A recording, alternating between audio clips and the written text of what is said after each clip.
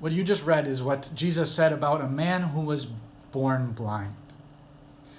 And now the disciples had asked whether it was he or his parents who had sinned, which then caused him to be born blind. They reasoned like Jews normally did, and like many people do today. If someone is miserable or even ill, it must be justified punishment. People think God is the cause of everything, that God is supposed to make sure that order is upheld in the world, so he intervenes with suitable punishments for those who are obviously guilty, otherwise there would be no justice. However, there's something not quite right with that line of thinking.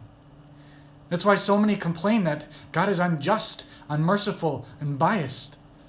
They fail to take the devil into account. They've painted a false picture of the world for themselves, and they don't see the continuing fight between creator and destroyer, between savior and manslayer, between good and evil.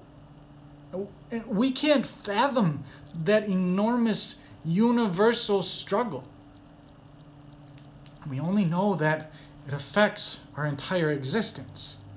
Evil is active even in nature, causing disease, deformities, and destruction. But God can put an end to evil in our lives. But he only does so on the final day of judgment. And so as long as he allows the world to continue, evil will also continue. And yet God has the situation under control. He guides the course of the world to that great day when we will all stand with him in complete perfection. Nothing happens that God doesn't include in his plans to in some way make things better for those who seek him. So this is what Jesus said about the man who was born blind. God let it happen to him so his works would be revealed. We read later in John chapter 9 how this man and many with him came to believe.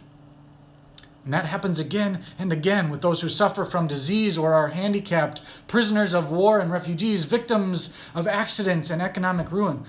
And as these trials and struggles are happening in our lives, it's difficult to see the good, to see how God is working through it all.